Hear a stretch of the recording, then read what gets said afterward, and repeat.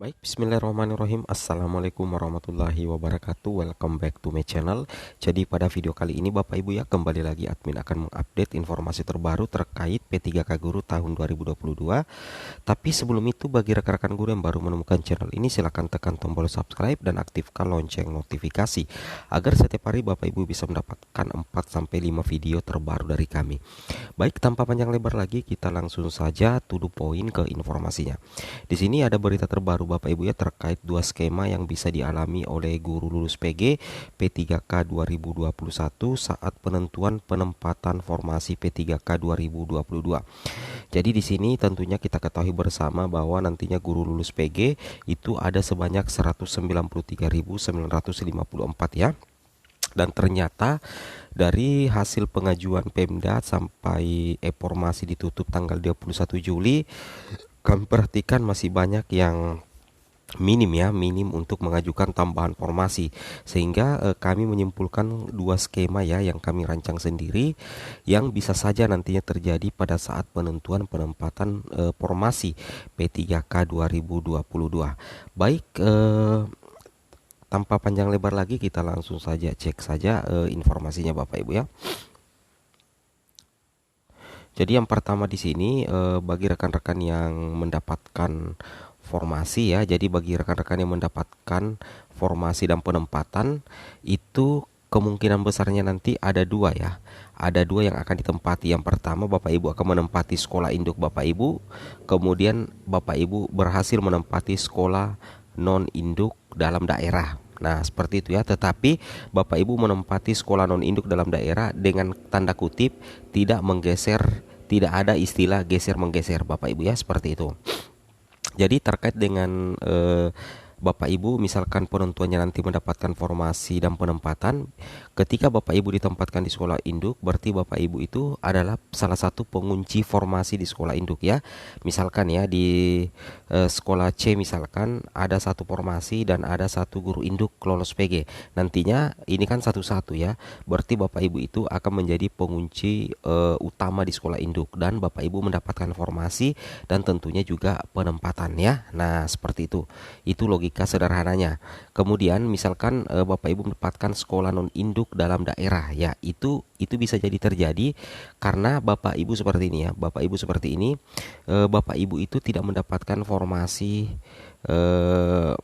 di sekolah induk ya. Tetapi istilahnya Bapak Ibu di sekolahnya itu tidak mendapatkan formasi, tetapi sebenarnya masih sangat kekurangan guru. Kemudian di satu sisi ada sekolah yang misalkan ada guru PG-nya, ada gurunya tetapi tidak PG, sedangkan ada formasi di situ.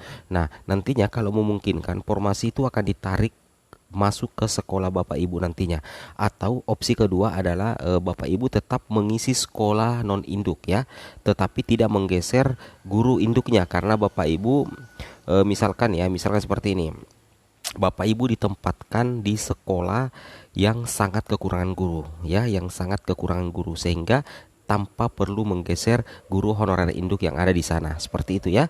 Nah, jadi intinya bagi rekan-rekan yang mendapatkan formasi dan penempatan itu kan ada dua kemungkinan ya. Bapak Ibu menempati sekolah induk dengan sistem penguncian formasi. Kemudian yang kedua adalah istilahnya Bapak Ibu menempati sekolah non induk dalam daerah, seperti itu ya. Kemudian di sini kita cek lagi. Nah, bagaimana jika misalkan Bapak Ibu ternyata tidak mengisi formasi alias Bapak Ibu ya lolos PG masuk klot keranjang. Nah, bagaimana nasibnya? Kalau posisi seperti ini, maka ada dua kemungkinan besar ya apabila Bapak Ibu masuk cloud atau keranjang. Yang pertama itu Bapak Ibu itu bisa saja ditawarkan ke Pemda lain. Nah, ketika Bapak Ibu ditawarkan ke Pemda lain, itu nantinya akan menunggu konfirmasi dari peserta. Jadi Bapak Ibu akan diminta konfirmasi dan juga konfirmasi Pemda yang dituju. Seperti itu ya. Jadi nantinya apabila Bapak Ibu masuk lot, nantinya Bapak Ibu itu ditawarkan ke Pemda lain. Kemudian nantinya itu akan ada konfirmasi antara peserta dengan Pemda yang dituju. Apakah Pemdanya setuju, apakah juga pesertanya setuju untuk ditawarkan ke Pemda lain atau instansi luar. Nah, apabila itu Bapak Ibu masuk dalam cloud atau keranjang, itu memungkinkan ya, karena ini sudah tercatat juga di aplikasi SIM P3K volume 34. Kemudian opsi kedua, apabila Bapak Ibu masuk Cloud Keranjang, itu nantinya Bapak Ibu bisa saja menunggu yang pensiun pada mapel yang diampuhnya. Jadi ceritanya Bapak Ibu tetap masuk di cloud database, tetapi sambil menunggu adanya guru yang pensiun Bapak Ibu ya, baik itu PNS ataupun P3K ya, menunggu yang pensiun pada mapel yang diampuh. Nah, seperti itu Bapak Ibu ya. Nah, jadi inilah dua kemungkinan besar yang Bapak Ibu bisa alami yang statusnya guru lolos PG ketika penentuan mengisi formasi dimulai Bapak Ibu ya, bukan pendaftaran tetapi pada saat penentuan nantinya ya, setelah seleksi, setelah pendaftaran sudah memilih lokasi formasi, kan nantinya akan ada penentuan mengisi formasi, kan seperti itu logikanya Bapak Ibu ya.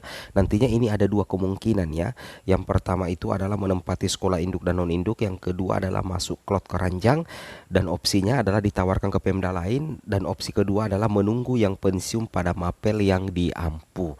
Nah, berita ini sangat luar biasa Bapak Ibu ya. Oke, terkait dengan hal ini bisa kita cek sedikit terkait mekanisme P3K. Nah, sekedar informasi tambahan Bapak Ibu ya, di mekanisme seleksi guru ASN P3K tahun 2022, kita bisa cek di sini bahwasanya guru yang sudah lolos PG itu adalah 193.954 ya, guru lulus namun tidak dapat formasi.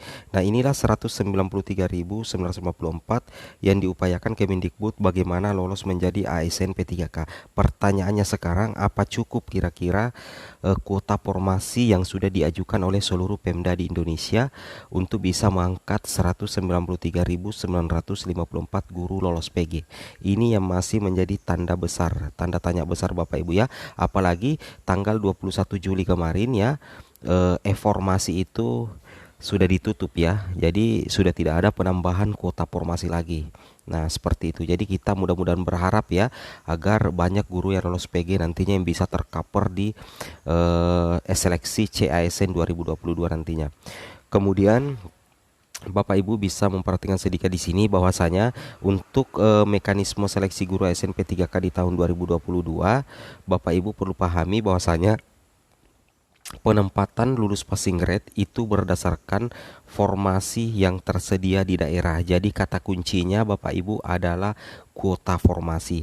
Ketika kuota formasinya banyak dan tidak ada mapel gemuk atau mapel berlebih, maka secara otomatis peserta yang lolos PG itu berpotensi besar untuk ditempatkan menjadi ASN P3K, baik di induk maupun di sekolah non induk. Seperti itu logikanya Bapak Ibu ya.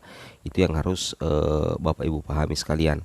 Kemudian untuk mekanisme penempatan guru lolos PG itu dikatakan di sini bahwasanya 193.000 guru yang telah memenuhi nilai ambang batas pada seleksi P3K guru 2021 itu ditempatkan di satuan pendidikan berdasarkan kebutuhan dan kuota yang tersedia di daerah tanpa mengikuti ujian kembali. Kemudian individu ditempatkan di tempat tugas masing-masing sepanjang kebutuhan tersedia. Apabila tidak terdapat kebutuhan di tempat tugasnya, maka akan ditempatkan pada satuan pendidikan yang membutuhkan. Seperti itu ya. Jadi Bapak Ibu bisa saja ditempatkan juga pada satuan pendidikan yang membutuhkan, baik itu di dalam instansi atau di luar instansi, seperti itu. Kemudian untuk prioritas penempatan itu dilakukan berdasarkan urutan kategori Bapak Ibu ya, mulai dari THK 2, honorer negeri, lulusan PPG, dan honorer swasta. Dan apabila ada kategori yang sama memperebutkan formasi yang sedikit, nantinya akan dilihat nilai hasil yang diperoleh pada tahun 2021 dengan kategori yang sama ya. Oke, mungkin cukup sampai di sini informasinya. Assalamualaikum warahmatullahi wabarakatuh.